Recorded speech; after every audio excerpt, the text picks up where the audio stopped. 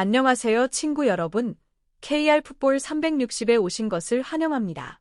중국이 사상 처음으로 U-23 아시안컵 4강에 진출했습니다. 정말 놀라운 결과인데요. 더 황당한 건 이번 대회 4경기에서 단 한 골도 내주지 않으면서 마치 이탈리아 축구를 연상케 하는 찬물 수비를 선보였다는 점입니다. 그 희생양이 된 팀이 바로 우즈베키스탄이었습니다. 우즈베키스탄은 슈팅을 20개 넘게 퍼부었지만 끝내 골을 넣지 못했고 결국 승부차기 끝에 허무하게 무너지고 말았습니다. 그리고 성사된 4강 대진 베트남 대 중국. 이렇게 빅매치처럼 느껴질까요? 지금부터 도대체 어떻게 이런 상황이 벌어졌는지 하나씩 짚어보겠습니다. 2026 U-23 아시안컵에서 중국은 8강에서 우즈베키스탄과 맞붙게 됐습니다. 참고로 우즈베키스탄은 조별리그에서 한국을 완전히 압도했던 팀이죠. 그런데 더 놀라운 사실은 중국이 최근 10년 동안 이 대회에서 단 한 번도 8강에 오른 적이 없었다는 겁니다. 매번 조별리그에서 탈락했기 때문이죠. 이번 대회에서 중국은 호주, 이라크, 태국과 같은 조에 속해 있었습니다. 첫 경기에서 이라크와 비기고 이어 호주를 잡아내는 이변을 연출하면서 8강 진출 가능성을 크게 높였고 마지막 태국전에서도 무실점으로 경기를 마무리했습니다. 결과적으로 3경기에서 단 1실점. 중국의 찬물 수비는 이제 누구도 부정할 수 없는 강점이 됐습니다. 수비가 탄탄한 팀은 쉽게 무너지지 않죠. 반면 우즈베키스탄은 전문가들이 꼽은 우승 후보였습니다. 한국, 이란과 함께한 죽음의 조에서도 2승 1무로 조 1위를 차지하며 8강에 올랐고 전력 면에서는 한국보다 한 수 위라는 평가를 받았습니다. 특히 과감한 공격 전개와 슈팅으로 이어지는 마무리는 상당히 위협적이었죠. 당시 한국은 어설픈 티키타카에 집착하며 공격이 전혀 풀리지 않았고 도대체 감독이 어떤 축구를 하려는 건지 이해하기 어려운 경기력이었습니다. 이영표 해설위원조차 이런 최악의 축구는 정말 오랜만에 본다고 평가할 정도였죠. 과연 우즈베키스탄이 잘해서 한국이 무너진 건지 아니면 한국이 그만큼 최악이었던 건지는 이번 중국과의 경기를 통해 어느 정도 확인할 수 있었습니다. 이 경기에 더욱 관심이 쏠리는 이유는 또 있습니다. 바로 이 경기의 승자가 김상식 감독이 이끄는 베트남과 4강에서 맞붙게 되기 때문입니다. 베트남은 박항서 감독이 이끌었던 2018 U-23 아시안컵에서 준우승을 차지했는데 당시 결승에서 우즈베키스탄에게 패하며 눈물을 삼켜야 했습니다. 게다가 그 경기는 눈보라가 몰아치는 최악의 환경에서 치러졌고 공이 제대로 굴러가지도 않을 정도로 정상적인 경기라고 보기 어려운 상황이었습니다. 어쨌든 이번 베트남의 4강 진출은 분명한 의미를 가집니다. 8년 전의 아픔을 되갚을 수 있는 복수의 기회가 될 수도 있고 또 한 번 베트남 축구의 새로운 역사를 쓰는 무대가 될 수도 있기 때문입니다. 최소한 두려워하지 않고 맞붙을 수 있는 상대가 중국일 수도 있습니다. 솔직히 중국이 올라오면 흥미롭긴 하지만 한국을 압살했던 우즈베키스탄을 떠올리다 보니 차라리 중국이 우즈베키스탄을 잡아주길 바라는 마음도 생기더라고요. 실제로 전문가들 대부분은 우즈베키스탄이 중국을 이길 거라고 예상했습니다. 중국은 이번 8강전을 치르기 전부터 논란의 중심에 있었습니다. 조별리그 3차전 태국전에서 비기기만 해도 조 2위가 확정되는 상황이었지만 이기면 조 1위까지 노릴 수 있었기 때문에 충분히 승부를 걸어볼 만했습니다.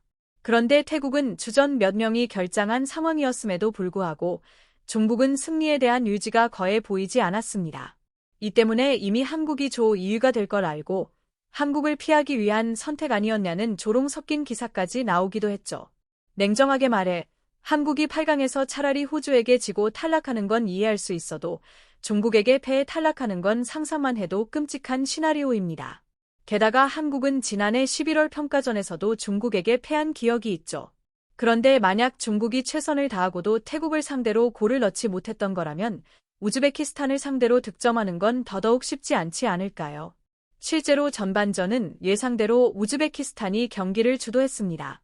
하지만 중국의 수비가 이 정도로 단단할 줄은 아무도 몰랐습니다.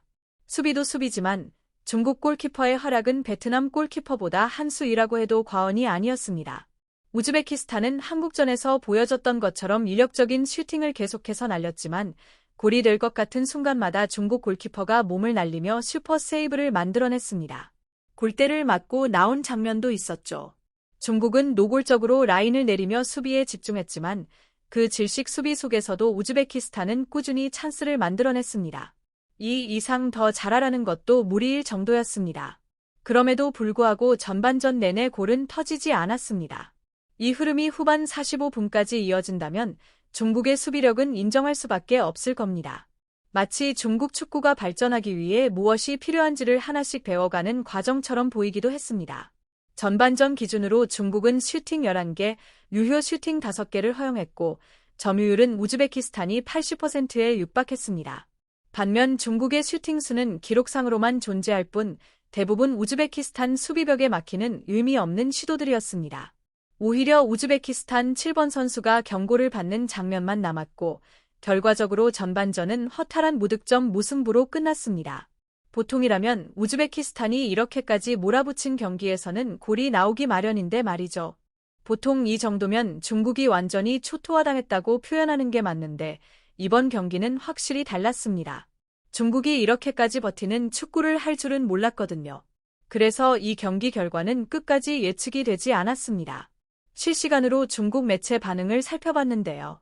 소우닷컴에서는 역시나 골키퍼의 선방을 극찬하면서 전반전이 0대 0으로 팽팽했다는 점을 높이 평가했습니다. 중국 팬들 반응도 흥미로웠습니다. 중국 수비는 마치 이탈리아 같다. 버스 주차 제대로 했다. 리아오 골키퍼는 경기 절반을 책임진 선수다. 리아오가 아니었으면 조별리그에서 탈락했을 것. 승부차기까지 가면 승산 있다. 리아오 빼면 다 구경꾼이다. 솔직히 너무 지치게 하는 축구라 응원도 안 된다 같은 반응들이 쏟아졌습니다. 또 텐센트 스포츠에서는 중계진 멘트를 정리해 소개했는데요. 전문가들은 한 목소리로 골키퍼 리아오를 극찬했습니다. 이 팀은 리아오 없으면 끝이다. 신과 같은 활약으로 몸값이 폭등 중이다 라는 평가까지 나왔죠. 반면 경기력에 대해서는 우즈베키스탄과의 실력 차이가 너무 커서 운과 의지로 버티는 중이다.